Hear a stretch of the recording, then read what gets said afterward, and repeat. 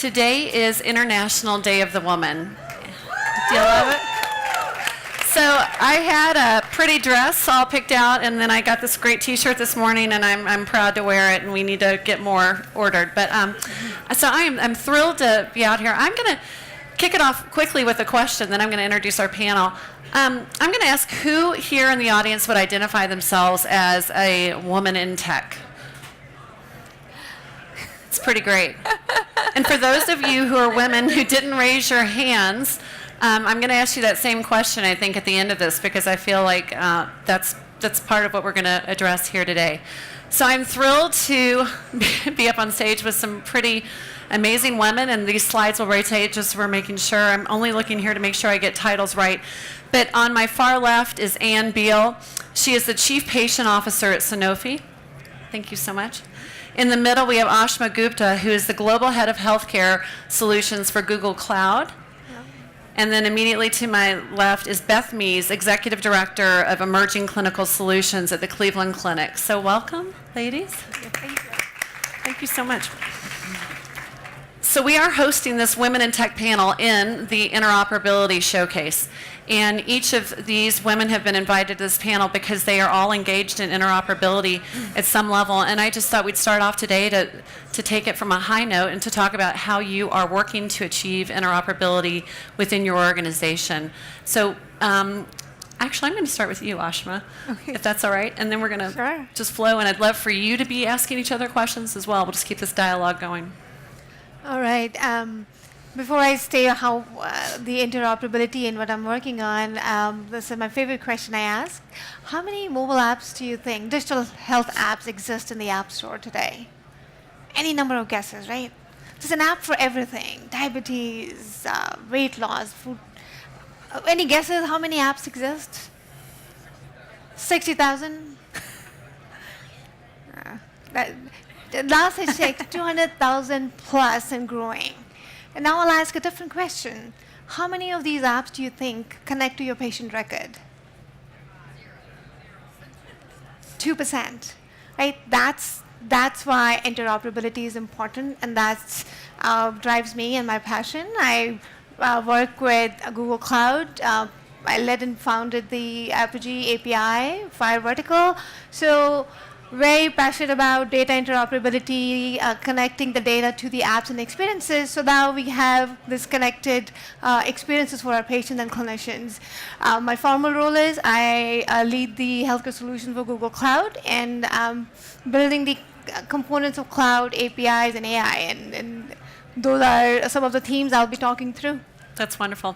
And Anne, would you tell us how you're working within, and anything about your career and how that's kind of coming together in your role at Sanofi? Sure. So I actually describe myself as a tech utilizer, a hyper utilizer. I'm a physician by training, health services researcher. And within the context of the work that we do at Sanofi, it is a pharmaceutical. And one of the challenges that we have is whenever we have products that come to market, they have gone through clinical trials which look at the efficacy of a product, but under ideal circumstances. And the fact is that when a product comes to market, there is a real difference in terms of the effectiveness in the real world. And that effectiveness is a function of a number of different factors. It could be patient factors, physician factors, health system factors, socioeconomic factors. And so to really try to understand that, what we are really growing is a real world evidence capability within our organization, which is really looking to utilize not only data that we have, but data that is out there and available that patients make, that they create, that the federal government makes, that others make, that Google makes, to really help us to understand better how it is that our products work in the market. And so as you can imagine, the opportunity for integration of data and for utilization of everything from social media discussions to EHR data to clinical data is a way for us to really much better understand not only how our products work, but what we're ultimately focused on is this concept of putting the patient at the center of everything that we do. And the whole focus of patient centricity is how do we improve outcomes. And fundamentally, no patient can get better if he or she doesn't take your product. So what we're trying to do is really develop an understanding as to when and why patients adhere, what are the side effects, what are the challenges, and what are the opportunities that we have for improving their experience. Wonderful. And Beth, in your work at the Cleveland Clinic, can you Yep. share a little bit about that? Sure. So the Cleveland Clinic, if you're not familiar, is a hospital, and our goal is to deliver the very best care to our patients through our clinicians. We have the founding platform, which is our electronic medical record, which is an absolute wealth of data around our patients that will help deliver the very best care. But it doesn't end there. If we really want to deliver the very best care, we need to be able to build upon this foundation, leverage the data to understand what's happening with our patients, extend our electronic medical record with other solutions. Maybe they're external, maybe they're custom solutions on the inside. And to do this, we need to leverage this data in a real-time fashion to create algorithms to help us understand what's going on, to build and extend the clinical record for our clinicians, and that's what we're doing at the Cleveland Clinic. So we understand our electronic medical record can really take us far, but it's a system of record, and we really need to build towards a system of engagement, and that's why we're leveraging interoperability to do that for us. What I love about this panel is the diversity as well across the industry, and you're all coming together, representing really different parts of the industry with different perspectives.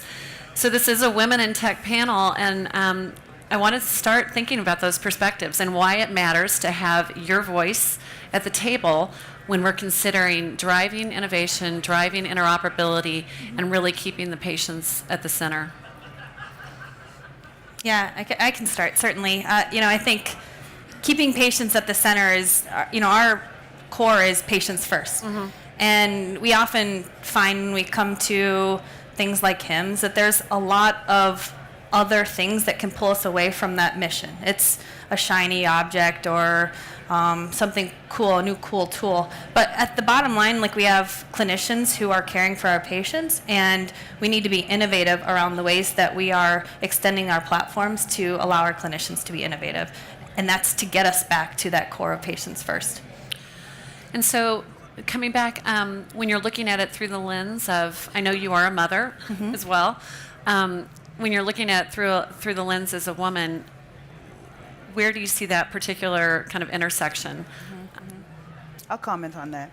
So I think, first of all, healthcare is a service industry. And while we do see that there's a lot of interest in HIMSS, and I think that there's frankly a lot of money to be made within healthcare, that money is being made in the service to patients. And so we need to understand that.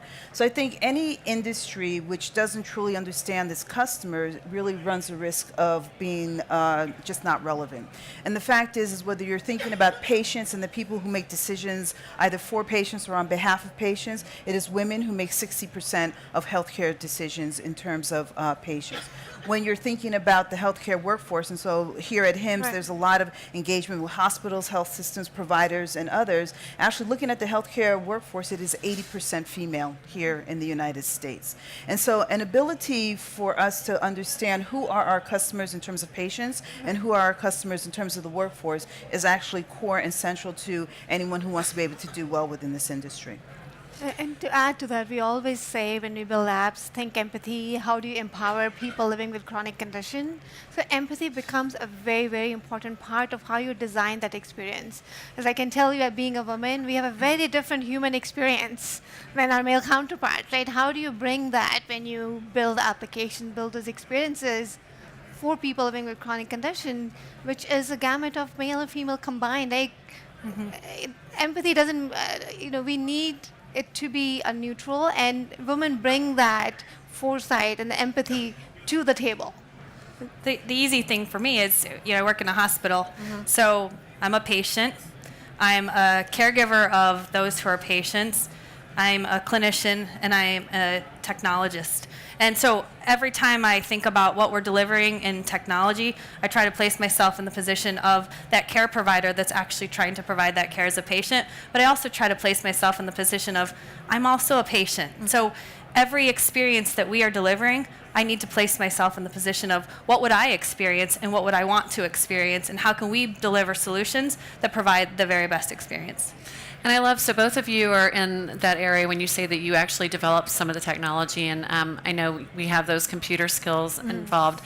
And mm-hmm. one of the reasons I asked folks today to raise that hand is you said you use technology in a different way. It's really, mm-hmm. if you could kind of hit on that a little bit, how it's Sure. a tool. So I am a researcher, so obviously I use data a lot, and I integrate and work with data within that capacity. But then from the perspective of what we're trying to do working with patients, we try to work with patients at scale. And so in order to be able to do that, we need to utilize technology. But I'm clear in my own thinking that technology is a tool, and what I'm trying to do is engage and work with patients in a variety of different capacities. And so I very much think of technology as a tool. And I think your comment about the new shiny object, one of my frankly pet peeves about tech is that we develop solutions and then we look for a problem. And I think what we need to do is start with the problem and then think about the solution. And sometimes the solution is a technology solution, but sometimes it's going to be a low-tech solution.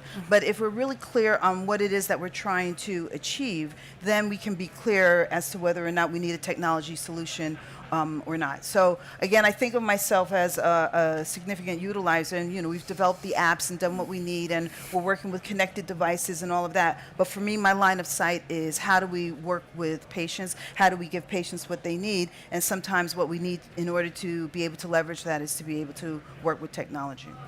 And I would say, and that's a great point, because sometimes people say women in tech means women who are programming, right? Tech is much, much broader than that.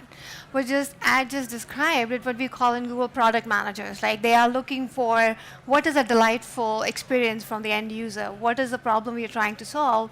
So I would also submit to you, when you're thinking about being in tech, it doesn't mean that you need to be a programmer, hands on keyboard, cranking away Python code, right? To me, and as woman in tech, right, she is thinking about bringing the products that solve a customer's need. So I'll add on to that too. So that's a great point. One of the things that we do on our teams is actually bring nurses onto the teams from the floor. Right. And I tell you, they are the very best solution builders to the problems that already exist, and it's because they're living it day to day. And so it's not just thinking from, I need to bring a bunch of technology people to the table to build solutions. No, actually, we need to bring the users to the table and allow them to build the solutions for us. The technology part's actually the easy part. It's coming up with how to solve the problem that's really difficult. And so our users are the gold mine for solving the problems. And even the woman who actually runs the Interoperability Showcase, I know that was her pathway into HIMSS, was through nursing and then into nursing informatics, and now she runs the Interoperability Showcase here at HIMSS. So it's a really great engagement. I do think stories matter. I think how we came into this helps us because obviously when we're thinking about women in tech, we want to identify some of the issues that we experience in that role. And we also want to talk about how we can amplify and encourage more women and more inclusion in technology and in healthcare. So you had shared when we touched base on the phone a little bit, Anna, even about your experience at an all-girls school. And if you wouldn't mind sharing that story. Sure. So anybody here from New York? Yay, hi New Yorkers. I went to Hunter High School. So as many of you know, Hunter High School is an exam school in New York, and way back in 1972, when I first went to that school, it was actually an all-girls school at the time. And there was a small group of boys whose parents actually sued to allow boys to be able to enter into this school. So my year was the first year that let boys in, and we only had 13, so my educational experience was fundamentally an all-girls experience. But what I had the opportunity to see, this particular school starts in the 7th grade and goes through until you go into college, is when I started, it was all girls above, and then just those 13 little boys in my grade, and then as I went up in the years, then the grades underneath were co-ed, and then there were fewer and fewer of the all-girl experience. So I knew that I was interested in science, and so I wanted to study physiology and biochemistry and organic chemistry, and they had these classes available at my high school. And one of the things that I observed as I started to move up, especially taking some of these electives, is that when it was all girls, the one who was always raising her hand, the one who was challenging the teacher, the one who was asking questions was a girl. But then as there were more boys in the class, then it was always a boy. And again, because this is an exam school, everyone had the intellectual capability in terms of their ability to understand and to challenge and to engage, but there was this dynamic where it was the boys who would always be front and center, even in a setting that had historically been an all-female setting. So I continue to see this now. So whenever you go into a meeting, and I'm sure you'll say, so you're going to ask for Q&A, I will definitely say that it will be a man who will ask the first question for Q&A. It's always a man who steps forward, and women tend to really be a little bit more reserved. And so I think that that issue in terms of speaking up, asking questions, being heard is sometimes a challenge for women, and it's a challenge in a co-ed environment, and it is one of the reasons why I think people are not tapped as much for leadership, is because they're not used to speaking up, and they don't challenge themselves to speak up. So that was the observation that I had in going way back. And the other thing I would add is that years ago they've done studies looking at single-sex education, and the number one predictor for a woman to get a PhD or doctoral level degree is to have had some type of single-sex education along her journey. So I think that's when women then find their voices in those environments. Did either of you have a single-sex environment? Or So it's funny, I actually was the opposite. So I went to a private high school that was all boys, and I was the first class of girls. And so we had kind of the opposite battle of coming in where it wasn't really welcome, we weren't really welcome, and we had to battle our way through the opposite, speaking up because we needed to be accepted. And so part of, I think, my upbringing and part of my ability to have courage to speak up, and I still do it to this day, is because I started that in 9th grade where, you know what, I wanted my voice to be heard because I had every right to be there as much as everyone else, but we had this like force that we came into already that was working against us. And so I feel like even today, I don't even recognize half the time when I'm sitting around a table and I'm the only woman at the table. I don't realize it, and I still have the same voice and the same courage to speak up, but I think part of that is because I started at a young age realizing that I had to do that in every environment that I was in. So, yeah, it's a little different story. Yeah. So I had an experience when I was doing my master's in computer science back in India. This was like 20 plus years ago. There were like 5 girls and 300 in the entire grade boys. It was pretty intimidating. And I was darn good at what I did, but just the whole environment was not very friendly to me. So I got selected to this very selective school. I go there, 5 women, rest is all surrounded by the boys. The thing I do, next morning I come back home and I'm not going to go there. It's just not a very good environment for me. But it was my dad who encouraged me, and I still remember till this day. And he said, "Girl, people are going to the moon." And you can't go to the school with a bunch of boys. So don't let these things hold you back. I think things are not as equal as we want them to be, but find your courage. And you will need those champions. Sometimes they are your spouses, your dads, your friends. Just lean on them. I think that's, go ahead. I was just going to say, I think it's an idea of resiliency. So there's many times where even today, like we can say, yeah, have courage, and we speak up, and there's horrible things that happen at work. And I think it's stepping away, and instead of, giving up and saying, I'm not going back, it's going into the next thing and saying, you know what, I'm going to be resilient, and I'm going to keep going at it time and time again. And I think eventually that resiliency gives you the ability to have a bit more confidence, to have that courage, and to try the next time to speak up again. And that's the word that I really link a lot of these stories to, is resiliency. A very important word. And I think one of the messages I wanted, and I love that we have men in the audience today, because it is an International Day of the Women, but we also understand that the encouragement of fathers, of brothers, of husbands, of peers are significant. Oftentimes, a man can open up the door when they recognize that a woman's voice needs to be heard, matters. So we value the voice of men as well. So thank you for that. I appreciate it. Because we are truly outnumbered, right? There are more men out there, so definitely we would need that support. I think it's a good point. I know you were about to move on, but I think the idea is surrounding yourself with good people, regardless of men or women. There's a lot of great voices, and we should be elevating those great voices, regardless of who we are, and that I think is a really important point. I love being up here. I think it's tremendous. We should be celebrating women. I absolutely say we need to support each other. So it's hard at work when there are other women that don't support us. That's extremely difficult. Which is a great point, and I wanted to bring that up as well. Wondering, you hear the notion of climb and carry, but I believe for a while there were times where there were so few options for leadership for women that there was a very competitive nature for women in achieving those leadership positions. Have any of you experienced that in our pathway, or coming from I don't know. Where there was competition from other women? Where the women were the barrier to your leadership, to achieving leadership, because there was more competition at that time. So the challenge I have in answering that question is I'm a woman and I'm a woman of color. And so sometimes when you experience something, you're like, is this because of my race? Is this because I'm a woman? Is this because I'm a New Yorker? They don't like New York, whatever it is.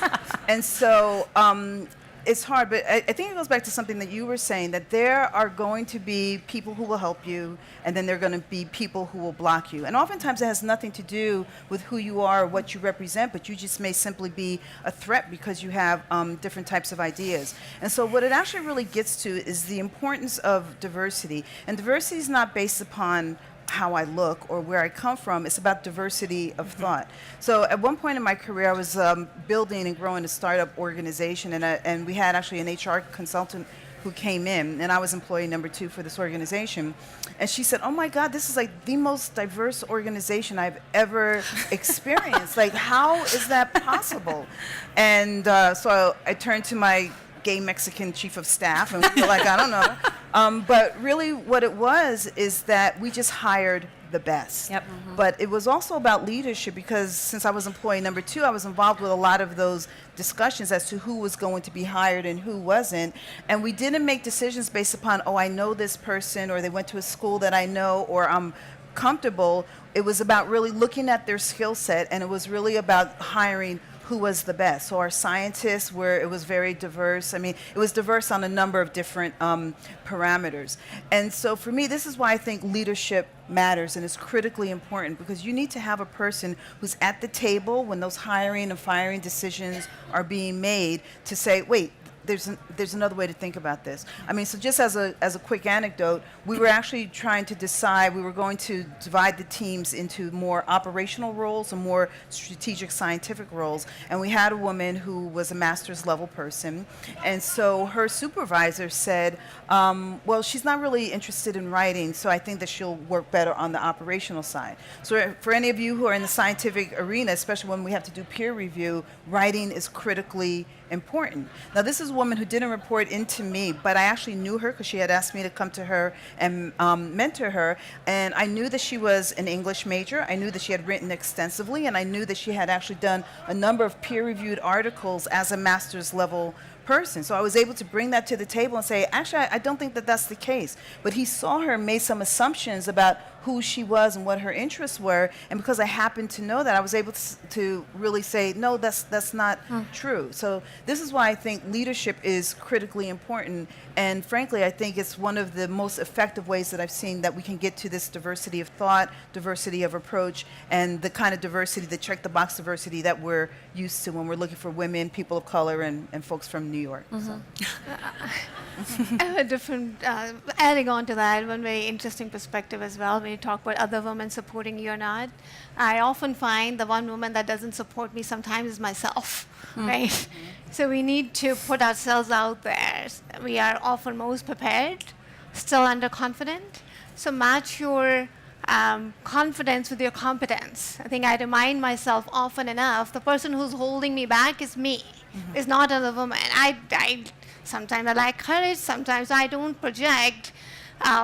We oftentimes we find women are over-prepared. We prepare the result, and still we are underconfident, we don't raise hands. So to me, if I will want to leave you with one thought, what has helped me is putting me first, supporting me, myself first. So look for that when you're getting caught in those moments. Find your support within. You are your own champion first, and then other people will follow. And yes, prepare, but also match your confidence with your competence. And we often, talk about that as kind of that imposter syndrome and getting out there. But I think it's important for folks in the audience to recognize, you look at your titles, and I know we want to talk about networking and coming together, that even those with those impressive titles can still feel like imposters at times. What are we doing here? How did I get here? So that's a great point. I think we're oftentimes our worst. Worst critique? Threat. Right? Right. Oh, I'm not. Right. No, that's great. And I think HIMSS has done a phenomenal job this week of really promoting women in health IT and providing opportunities for connections and for networking. And, Ashima, I think you said specifically you'd like to touch on that when we think about those opportunities and just kind of saying yes. And So I was telling Leslie, you're as strong as your network. Right? When you go, especially in the professional world, and we touched upon it in a different variety of ways. So find the people that you connect with who lift you up. And that has helped me personally a lot in my career. And I'm usually a very introvert, shy person. It's a chore for me to go and network, but that doesn't have to be the only way. You actually don't make authentic connection in a big party. You make authentic connection when you're helping others and they're helping you. So in my world, the value of network is that you have helped them achieve their goals and they have helped you, and it doesn't have to be an after HIMSS party. So think of that. Make sure you're networking meaningfully, authentically, and it's continuous. It's not when I need something from you that I'll be nice to you. I think, and those things matter. So definitely, you as a professional woman are as strong as a network that you build authentically by helping people. Yeah, I think, and just to add one more piece to that, I think there's an element of curiosity. So, when you hear networking, and I think in your early career, you envision something like this, and it's going up and handing out your business card and, saying what you do real quick. And that's really not, to me, what networking is about. It's actually finding out who somebody is, learning a little bit about them outside of what they do, building a relationship so that you can continue to cultivate that relationship. You draw on somebody and they draw on you to help each other, but not because you gave them your business card at an event. So that element of curiosity has helped me to recognize that each person has a story. Each person got to where they got to because they were who they were, or they had a piece of advice, or they have a family that supported them. But those things make people interesting, and those are the things that you remember and that you come back and want to talk to them more about again. And that's what helps me to build my network a little bit further. The only other thing I would add is that it's actually also about your own leadership and pulling people to you who want to network with you. And one of the things that I find is, people will talk about leadership, and leadership is not about, I think, having followers. Leadership is about not accepting the status quo and basically saying, well, someone's got to do something about this. It might as well be me. And so whether it's a problem at work, whether it is a problem in your community or a problem that you see in your industry, I think that when you stand up and say, I have to do something about this, then it's actually relatively easy to bring people to you. And so I think it's also about not just networking, as you were saying, just to hand out your cards, but I find that when you exhibit leadership skills and not just having people behind you, but just saying something's not right, someone's got to do something about it, and it might as well be me, then it's very easy actually to engage people on a lot of those issues. So when we talk about leadership, how would you encourage younger folks in the audience to really build those leadership skills? What are pathways for kind of taking those risks and engaging, but building those skills? Let me actually comment on that, because particularly women will say, I'll volunteer, and they're always the note takers at meetings, okay? No, okay? It is not about being the note taker. And one of the things I find in a lot of environments is that women are reliant, because we get things done. So women are relied on for that management and for that operational role and to get things done. But leadership is about strategy, vision, execution, and where are you going? So I think leadership, as I said, it really goes back to if I have a vision for lack of representation in my industry, if I have a vision for something's not working at my job, if I have a vision, it is about that vision and exercising around that vision. And I actually personally refuse to take notes at a meeting. And you'll notice people say, okay, we need a note taker, and all heads like turn towards the one woman in the room. I'm like, I'm a left-handed doctor. You don't want my hand. Actually, I would That's second great. that. I refuse to take notes or do any other jobs like, no, it's not going to be me. Anyone needs whatever, it's right there. So actually, sometimes we tend to be very nice and become overly nice because I understand people's needs and step up. So step up to the right things, right? I think that's a very good advice, Anne.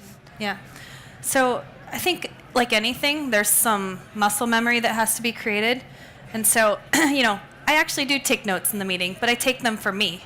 So for me, I've realized what makes me authentic. Who I am at home is the same person who I am at work, the same person who I am by myself. And that muscle memory of who am I when I'm my best? The me that I like the best, I want that to be the same person I bring to work, home, and everywhere else. But that takes muscle memory because it's very difficult. There's uncomfortable situations, and you have to continue to show up with your authentic self, and that takes courage and that takes this, but it also takes some self-reflection of what makes you feel your best. And so again, I do some things for myself. I create balance by doing things that work for me, but I'm not taking notes for anyone else. I'm taking them for myself so that I can remember in the future, and I can jot something extra down that I want to remember. I think the point, and I think the underlying point is very well spoken, is that we're not there to take notes for anyone else.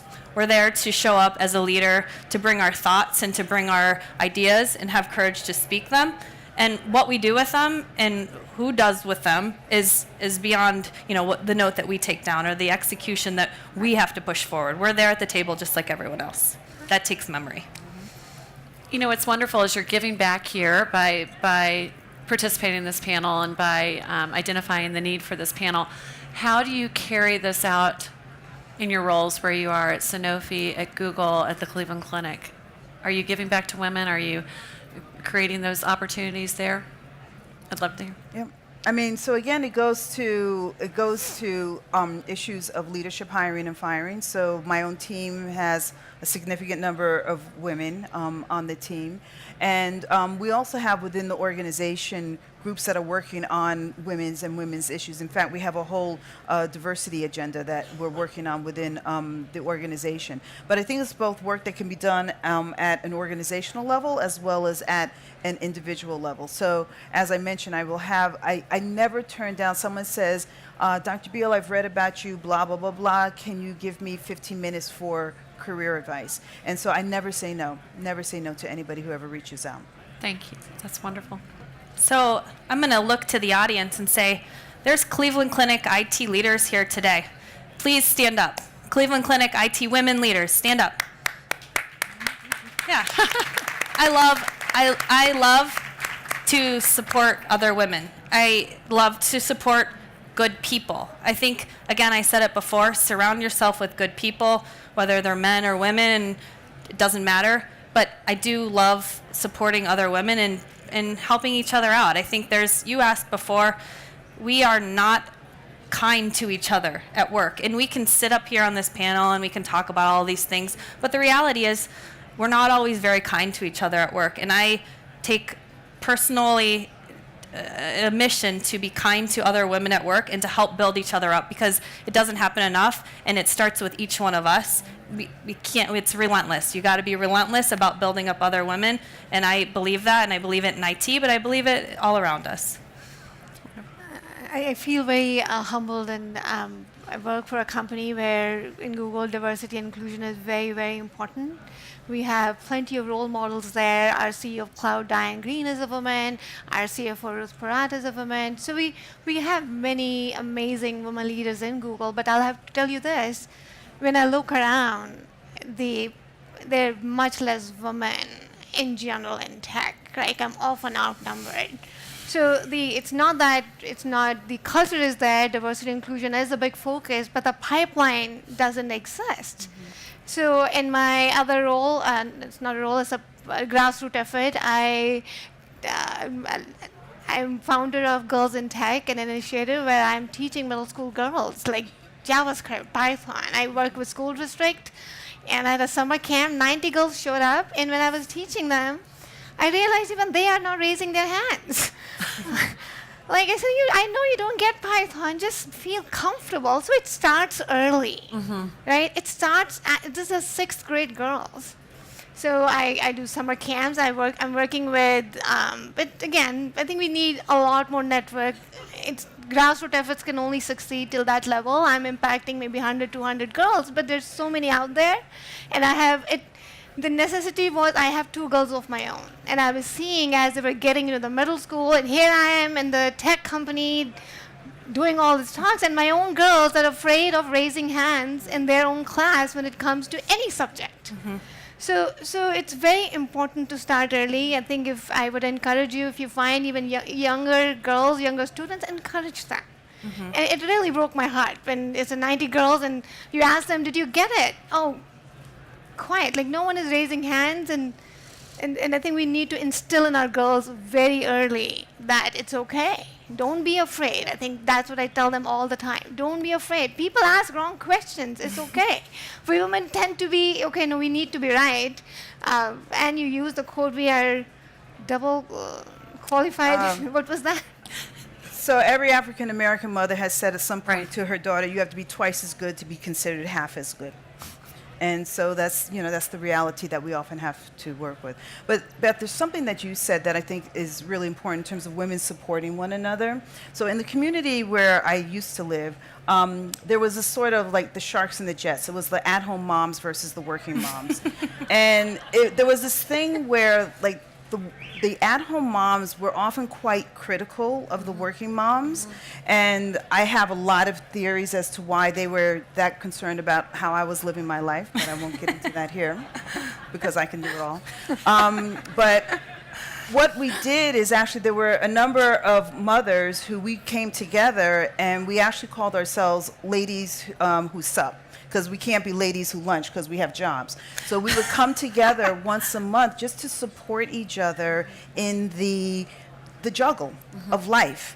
And we have over the years gone through illnesses, divorces, marriages, job change, all of that. But there's so much that we're juggling as working women that it was very nice to create within the community this very supportive network of women. And so I think that that's really important. And I don't know if it's like this in other communities, but in this particular community, there was really like this gaggle of women who were the at-home moms who really wanted nothing to do with the working moms. So we had to come together to support each other in other ways. I personally don't have a lot of patience or tolerance for that, but I think that this issue of supporting one another, not just in work, but in like the holistic view of what we need to do of life is critically important. So were the non-working women also part of your support group, or were they all working women? So we were Ladies Who Sup, and so it was open to anybody who wanted to come. Okay. So. Yeah, it's an element of balance. There's this idea that if you want to, work really hard and build a career, then you're going to suffer somewhere else. And I actually don't believe that at all. I think there's a great deal of balance that can be had with being happy in all aspects. And that's what I, says start young. That's what I'm trying to teach my girls. They're young, and you absolutely have a career, have a family, but also take time for yourself, because you're not going to show up and be your best if you don't create and nurture who you are as an individual as well. So this idea of balance is really, really important to me, and I think it speaks to what Ann said. We have to find other people that support that same balance, and there are many women who don't work that also seek that balance, and I think we support each other all around, but it is very difficult to do it all and have it all without nurturing yourself. And even mentoring those women, I did have the privilege of staying home for 10 years with my kids, and I consider it a privilege, and still had phenomenal opportunities primarily coming through an all-girls school where I worked there and became passionate about engaging young women in STEM, and then became president of a coding boot camp to really attract more women and people of color, and now here I am today. So I could feel like an imposter, but you do see that tension, and it's just about dialogue, right? Continuing and that perspective. It goes back to that perspective, to think, to consider the other perspective Be as well, curious. and Be curious. considering the other perspective at the table when we're designing solutions and all.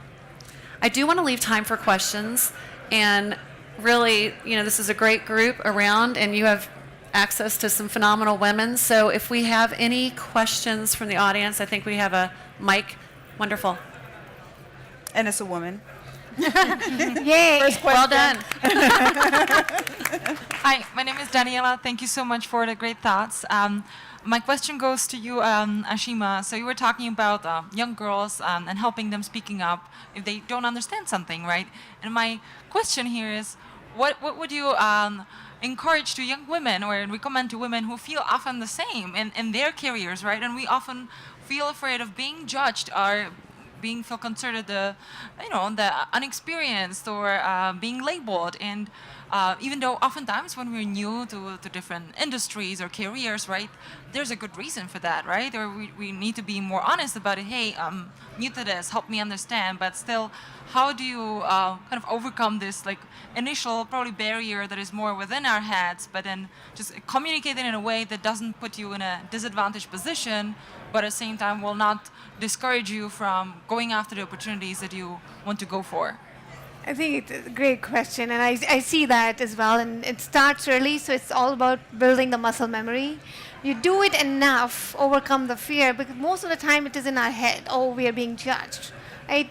We need to put that behind, and sometimes we hold ourselves back. I think it's not easy to raise your hands all the time, and it's okay. You will not raise all 100% of the time. It's about making progress. Putting that in consciously in your head, are you doing that enough? And I think building that memory, it will take time, right? But you need to keep at it. And I've seen myself improve from being a very shy introvert, but through my conscious actions, I do now. So if I may follow up very quickly, so even if you're speaking out, but then not necessarily positioning yourself as already the expert, but actually because you do want to be perceived as a professional, as you know it, right?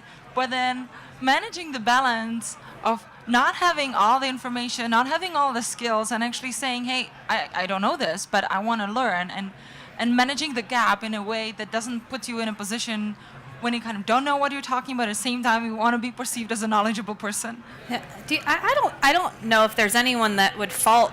I certainly would never fault anyone for asking a question. I end up respecting people more when they speak up and ask, because sometimes I don't know the answer, or there's other people in the room that don't know the answer, and it actually leads to more dialogue that helps everyone in the room understand a little bit further. So I look at it like, speak up because it's going to help everyone, and if you don't understand, then you're walking away with a gap.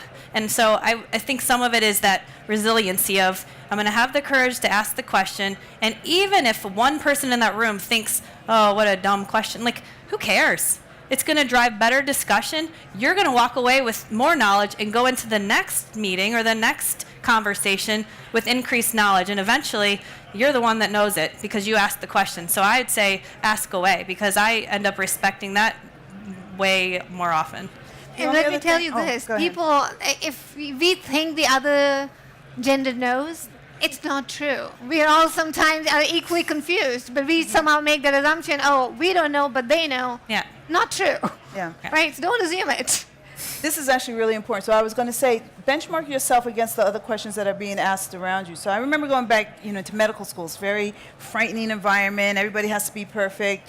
And I found that some of my male classmates were asking questions, and I was like, that was a dumb question. We already did this. But for me then, I realized that they weren't afraid to show their ignorance. They wanted to have the knowledge. And then by their asking these questions that I thought, that's a stupid question, then it made me realize that I knew as much, if not more, than they did. So if you hear your peers asking these same questions, then you know that you're in a good position. Thank you very much. Good question. Now that we've had a few generations of strong women who have daughters, and we are still seeing this lack of confidence in our daughters. I'd be interested to hear your perspectives. You know, I'm assuming that's not coming from home if you're raised with a strong role model. So what are your perspectives on the source of that lack of confidence? I can start. I mean, you know, unfortunately, there's the same thing that existed when we were kids, and that's the idea of bullying each other because everyone's got this lack of self-confidence. And so if you put someone else down, you feel better about yourself. And frankly, it still happens. It happens all around us at work. I mean, we've all been in scenarios where somebody says something that puts you down, and it takes you back for a minute, and you're like, okay, that knocks away at your self-confidence. So I think, you know, I at home am trying to counterbalance that. We have conversations around, you know, surround yourself with people who make you feel good. And if someone doesn't make you feel good, don't be around them. And that's the simple advice that I give to my girls, because the more people you surround yourself with that are like you and you feel happy to be around. It's a simple, find people that you feel happy to be around. And that's a life lesson for all of us. Find teams that you like to be around. Find people that have the same drive that you do. Find people that make you laugh. And you're going to be really, really successful by surrounding yourself with those types of people. That's what I tell my daughters. Yeah. So that's actually a very profound question, because, you know, the short answer, I have a 26-year-old who's studying history. Her answer would be the patriarchy. But the fact is that, you know, as Frederick Douglass said, power never concedes without struggle. And so what we're actually talking about is not just about inclusion, but it is about power. It is about women in leadership. It is about women being in decision-making positions. It is about us exerting our power. And there's not going to be a comfort around that inclusion. So there will always be a comfort around the one person sitting at the table so they can say that, yes, this is a diverse environment, but there will never be comfort about real power. And so this goes back to what I was saying before in terms of even within healthcare, we are 60% of the purchasing decision making. We're 80% of this workforce. We need to start to exert that purchasing power that we have and start to make demands. So we're now seeing it in other industries, and we need to start to see it here within healthcare. But this is not about preparedness. This is about power does not concede without struggle. Hi, my name is Darnley Bryan. My question is actually a follow-up question to yours. So essentially you're saying exerting power, but how do we actually leverage women in technology to exert power to build new technology, to innovate, to support women? Because we're talking about interoperability, we're talking about innovation. How do we actually get women who are engaged in technology to build up, to innovate, to start thinking through and push through? What are your ideas? I think I would say the tools are there. So I'll share with you another example. So Google has this group called Women Tech Makers. And you go there and you're finding out the top books of the week, top blogs being published. It has helped me a lot, right? So find those assets. I think we have not done a good job on curating and sharing it. And I just stumbled upon it as an accident. But what I found was there are enough focus now. There's groups which are putting together this collateral to help other women. I think now is the time of knowing about distributing them. So I would encourage Women Tech Makers. It's a voluntary group, and they put out the best, if you are interested in that field of tech, right? You know what are the top CEOs reading this week? What is the latest trend? So be in the moment, be current, learn about it. And there are these many groups like that. Girls Who Code exists for the little girls. But for women in the workforce also, there's enough focus now, thankfully, after years. And I know I'm the moderator, and I told Ashma it's going to be hard for me to be quiet for that because I went back when I re-entered the workforce. It was in an all-girls independent school, K through 12, and they were intentional about designing and engaging girls around technology that was designed for them, getting girls to tinker and to take things apart. So there is a natural inclination in men to see something and to want to explore it and to tear it apart. And this is attributed to research that supports this. I'll even promote it. It's called the Center for Research on Girls. So this school was intentional about bringing in things around science and mathematics that were also designed for girls. So when we talk about women who are already in technology, thinking back, and we're talking about designing, which is where it's significant, we do need to be thinking about our audience and designing for young women. Young women need to feel a sense of purpose, and they need to feel a sense of collaboration that calls them. And so this school, and when we think about technology in general, inviting and maybe even, I would say, changing our language a little bit. I think there are opportunities for us to kind of change the conversation, but to invite them and to engage with them. And I'm wondering, Ashma took her time to actually go and teach at her girls' school. So even going back to our young daughters, they saw their mother teaching in that way. But when we're talking about interoperability and innovation, I think it's demonstration, getting down there, and then really thinking about being intentional about creating those opportunities for girls to connect and feel like that connection is something of purpose and is fun and is collaborative and where they're engaging with others. Yeah. So the Center for Research on Girls, I think, is a great So resource. if I could comment on that question. So essentially what you're asking is, so how do I get the space to innovate, to create something new, to do something within this space? And, I've read articles that have said there's essentially 3 ways to do it. So one is within the context of your current job and your current role. So you have to ask yourself, is the environment that I'm currently in supportive of innovation for anybody? Is it particularly supportive of innovation from people like me, who look like me? Sometimes the answer is no. And so you have to be honest about that and make sure that you are in that kind of environment, as you were saying, where people will support you. Right. The second thing is that you can decide, I'm actually going to go and do my own thing. So you can do it actually while you're also currently working, and think about, is this a side gig that I'm going to try to create and to develop? And then there's some people who just kind of step out and then just say, I'm going to go and create something on my own. Actually, earlier this week, there was an article in the New York Times about African American female leadership of the Fortune 500s, and they're saying now with Ursula Burns' retirement that there's none. And so there's a lot of wringing of hands and concerns about where's the future leaders for the Fortune 500. And this particular article was specifically focused on African American women. But the fact is, most people don't know the group with the highest level of education in terms of most likely to have a college degree is African American women, right? And the people who are most likely to start new businesses are African American women. And I think that is somewhat a function of the fact that we may not be seeing ourselves reflected or seeing opportunities within the Fortune 500. So a lot of women are stepping out. But I go back to what I was saying before. When I had that organization, which was incredibly diverse, we just went for the best. And so for organizations that don't have this diversity, what is the talent? What is the opportunity lost? What is it that you're not getting for your organization when you are not an inclusive environment? So I think there's a role that we play from a leadership perspective in terms of how we develop and create these environments and create our teams, but then there's also how we navigate for ourselves as individuals to make sure that we are in supportive environments. And sometimes we're not, and sometimes we are, so we have to recognize that. I would say be your own advocate, right? When you're looking for support from other, get your own support. And I'll share another example. My daughter, who's in high school now, she is co-captain of a robotics club.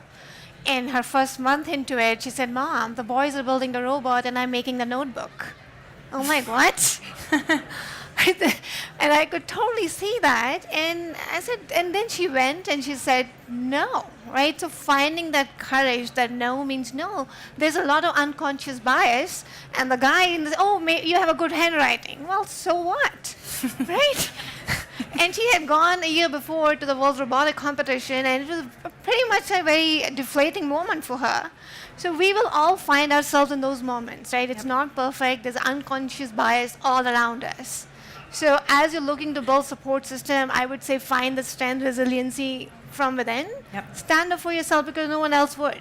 Yep. So if I find myself, be your own champion, and be for yourself, right? Yep. Me. Yep. It's wonderful. Michelle Curry. And first, thanks for having this panel and for you guys being on the panel and creating kind of the space to have the conversation. I have a comment and then a question. So I'm a mom, and for all of you who are parents of girls, young girls, there's a great toy called Goldie Blocks, and it's based on STEM principles. And so I've kind of found a way to have my daughter, learn about torque and different things in a play environment. And so she doesn't really know that she's like studying math, but she is studying math because it's fun for her. So anybody, that's a great resource that I'd recommend. The second question that I have, and I hope that everyone will benefit from this in the audience, is so you are speaking up in different meetings, and a man will follow you and repeat what you just said, mansplain. And so do any of you guys have kind of a, not really canned, but kind of a canned response that you use just to create awareness kind of in that moment where you don't come across being really aggressive? So I will say something like, I've done this. So I've said something, it happens, and then you're like, really, did that just happen? So then later on, I'll say something again, and then I'll turn to my male colleague. I'm like, so now could you repeat what I just said so the others can hear? And so you add humor to it, but they're like, oh, okay. So That is well done. I think it depends. I mean, there are certain relationship you have that you could say, I don't need you to re-explain it for me. And then there are certain environments where I just feel like you have to keep speaking up. It's really hard, though, that balance of not seeming aggressive, and that's just the reality of it. But I have a tendency to just keep going and keep speaking back up again, and eventually, I think if your point is well spoken, then eventually someone can explain it better than you. That's, I think, the best thing. Like, you're going to explain it the best way and end the story. That would be my advice. I don't have any good anecdote to come back. the only other thing I would add, though, is that you don't want to be angry. You don't want to be, because, then you're going to be labeled in so many different number of ways. So that's Yeah. why I use humor a lot. Yeah, that's good. That's funny. Because it really does make people say, oh, did that just happen? But you're doing it in a way that people can laugh at it. So. And I would say results have no gender. So your work speaks for itself. You call me aggressive, call me pushy, call me a hustler. I'll do the whatever, right? Those are Results. nice words. Well, this has been so I'm wonderful. not gonna go after you're quite a hustler. Whatever. Yeah, whatever, right? Yeah. Do your best work. Let your work shine for you. It speaks for itself. People will notice, right? It will not happen first day, second day. You will build a track record. You will build your network. So keep at it, right? That's a perfect ending for us, and we are actually out of time, but thank you so much. Thank you, Ashma, for putting this panel together. Thank you. And thank you for coming out today. Thanks so much, Anne. Thanks so much, Beth. Thank you. Yep. Appreciate it. Nice seeing you.